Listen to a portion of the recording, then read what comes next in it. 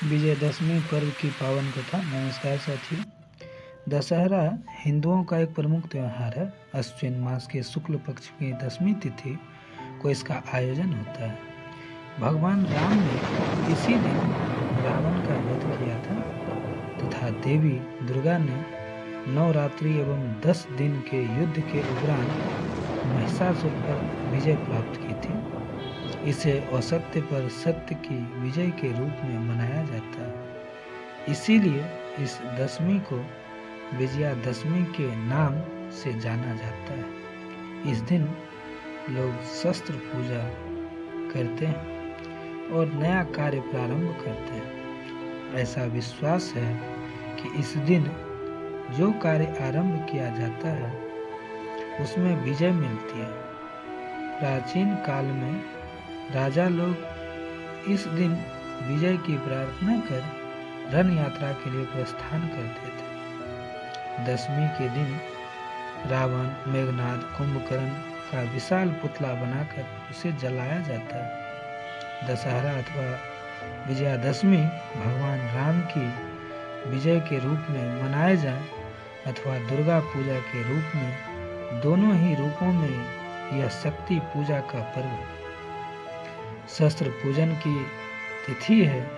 हर्ष और उल्लास तथा विजय का पर्व है। भारतीय संस्कृति वीरता की पूरक है, शौर्य की उपासक है। व्यक्ति और समाज के रक्त में वीरता प्रकट हो, इसलिए दशहरा का उत्सव रखा गया है। दशहरा का पर्व 10 प्रकार के पापों काम, क्रोध, लोभ, मोह, मद, मत्सर, अहंकार, आलस्य, हिंसा और चोरी के परित्याग की सद प्रेरणा प्रदान करता है। दशहरे का सांस्कृतिक पहलू भी है। भारत एक कृषि प्रधान देश है। जब किसान अपने खेत में सुनहरी फसल उगाकर अनाज रूपी संपत्ति घर लाता है तो उसके उल्लास और उमंग का ठिकाना नहीं रहता। इस प्रसन्नता के अवसर पर वह भगवान की कृपा को मानता है और उसे प्रकट करने के लिए वह उसका पूजन करता है। दशहरे का उत्सव शक्ति और शक्ति का समन्वय बताने वाला उत्सव है। नवरात्रि के 9 दिन जगदम्बा की उपासना करके शक्तिशाली बना हुआ मनुष्य विजय प्राप्ति के लिए तत्पर रहता है। भारतीय संस्कृति सदा से ही वीरता व शौर्य की समर्थक रही है। प्रत्येक व्यक्ति और समाज के रुधिर में वीरता का प्रादुर्भाव हो कारण से ही दशहरे का उत्सव मनाया जाता है।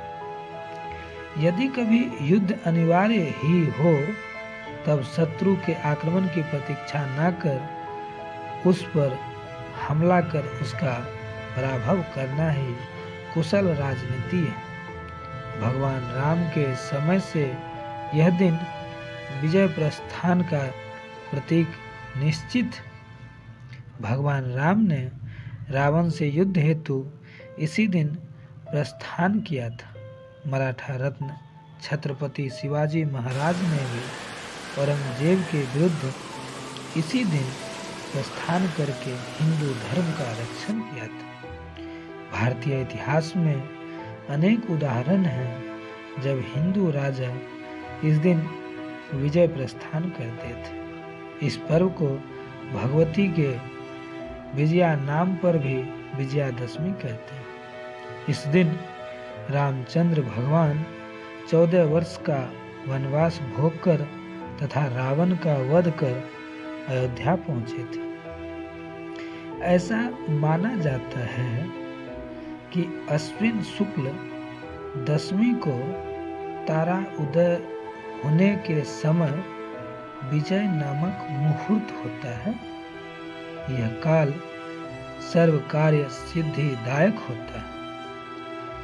दुर्योधन ने पांडवों को जुए में पराजित करके 12 वर्ष के वनवास के साथ 13वें वर्ष में अज्ञातवास की शर्त दी थी।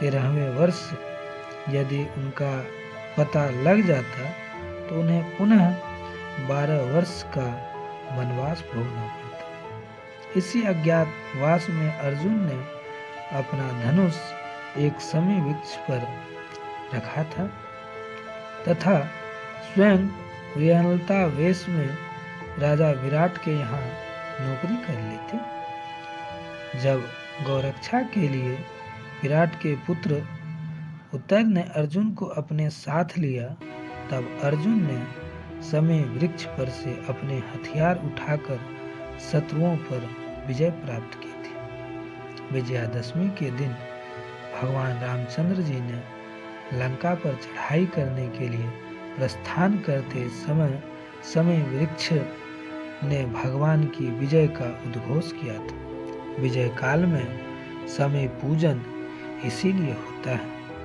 एक बार माता पार्वती ने शिवजी से विजयादशमी के फल के बारे में पूछा।